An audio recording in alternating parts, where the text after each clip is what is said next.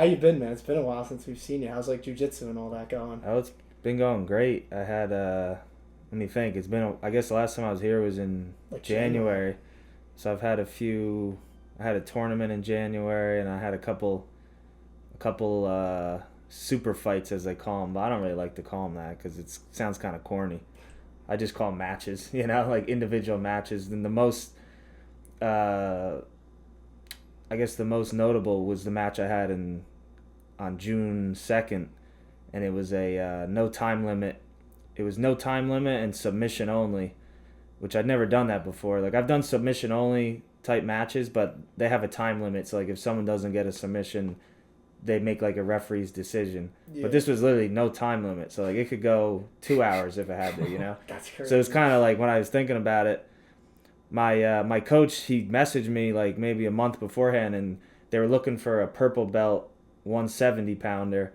I mean, and I'm not like a full blown one. I'm maybe like 165 at the most, but that's just what they needed for that's what they were looking for. So I'm like, yeah, I'll do it. And so I took the match, and I'm happy I did because it was great. It was a great showing because the match ended up going 25 minutes until I submitted him with an arm triangle. Nice. Oh yeah, I think I saw that on your story. Now that I'm thinking about it. Yeah. So that was pretty cool, and it was kind of ironic because the guy that I was going against was from Ambush Jiu Jitsu, and the only reason I ever heard of that was because like a few months earlier in April, I was at this open mat in Jersey, Henzo Gracie, Jersey City, and a bunch of guys there were from Ambush Jiu Jitsu, and I rolled with a bunch of them, and I tapped all of them. Like it was basically like, no one, we didn't really agree upon it ahead of time, but it was just like there was no timer or anything. So basically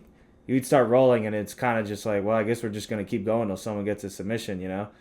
So I rolled with a few of the guys there, like upper belts, and eventually I would get them with, I think I subbed them with like a north-south choke and an arm triangle or whatever. And and the guy that I ended up going against was actually there, but me and him just for whatever reason didn't end up rolling. But we were talking in the locker room and this and that. So then like a month later when I found out about the match, I'm like, damn, I know this guy. And it was kind of funny because he's been at a lot of tournaments. One of the pictures that's on my Instagram from like 3 years ago, we didn't end up going against each other, but on the podium, we're like right next to each other. And I didn't even realize my girlfriend actually noticed it somehow. Because I guess she recognized him in the picture for the super fight picture. And she's like, why does this guy look familiar? I think I've seen him in one of the pictures on your Instagram. So then she went back, and I was like, holy shit, that is the same guy. That's crazy. So it's kind of weird. Like, we kind of like a bunch of different times, like, kind of crossed paths. And then we finally ended up having the match, and that's how it ended up going. So I mean, I think about 20 minutes rolling with you, and then I think about like when me and Tiz used to go by your apartment and we moved the couch. Yeah. I think we lasted a combined like minute. Yeah. So would you say in that setting, Sean, with no time limit, are you more or less looking for more like different ways to submit guys, or are you just still trying to finish them as fast as possible? I mean, it was kind of I don't know. Like I never did a no time limit, but in my head, I'm like, I feel like I should not try to finish it too fast unless it's like blatantly obvious, but like I didn't want to go too crazy too early and then be gassed, like I have good cardio, but everything, you could have great cardio in training, but like when you're competing with the nerves and the adrenaline, like sometimes you get tired a lot quicker than you would in training, but thank God that didn't really happen. Because I mean, obviously I went 25 minutes. And he kind of came out kind of like hot and heavy, like more aggressive. And not that I was just letting him push me around, but I wasn't trying to go crazy, especially like on the feet with wrestling, because that's where you really get tired. So like eventually I got him down, and then at one point we got like in a scramble, and he got back up to his feet, and then I could kind of feel like he was getting tired, and then he pulled guard, and that's when I really knew. I'm like, oh, this guy's gassed. And then we ended up on the feet again. Like, it was a crazy match, like, 25 minutes. Mm-hmm. A lot happened within it. But towards the end of the match, like, when we were up on the feet wrestling, he was literally just, like, using me to hold him up, basically.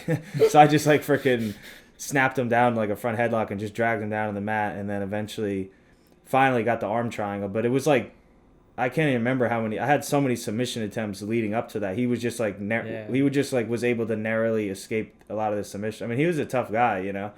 So did you do anything differently in training, like to prepare, like maybe for an extra bit of cardio? Like, did you do like longer rounds or anything? Or I mean, honestly, I kind of, what I would try to do is like, I just kind of would do a lot more. Not that I wasn't doing enough, but I would just kind of like not pull guard really ever in training, which is kind of like what I kind of do anyway, against a lot of my instructors, you know, commands.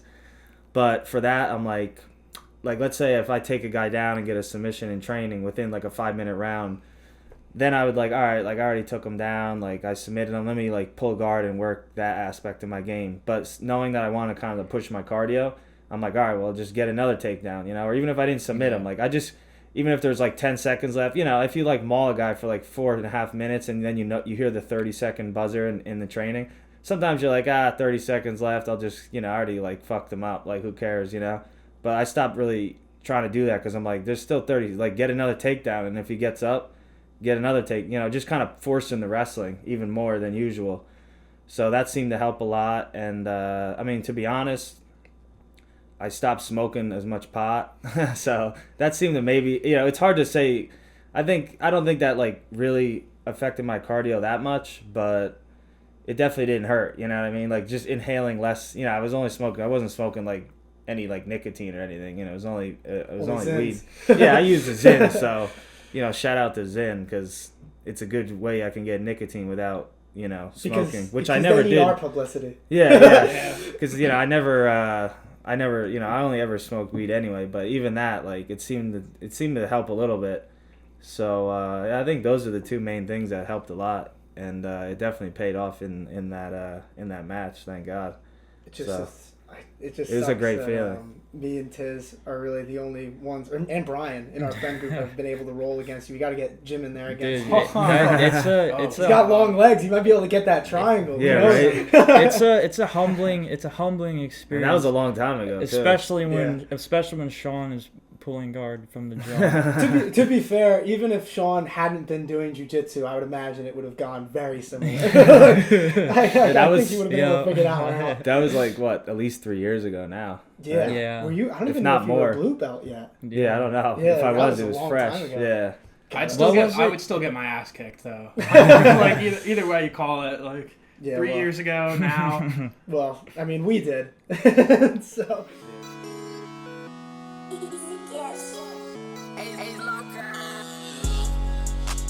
Feel just like a superstar. Doing all these drugs, I don't think I'm gonna see tomorrow. Living fast, brand new dash up in a foreign car. It's the type of shit that you be doing when you going hard.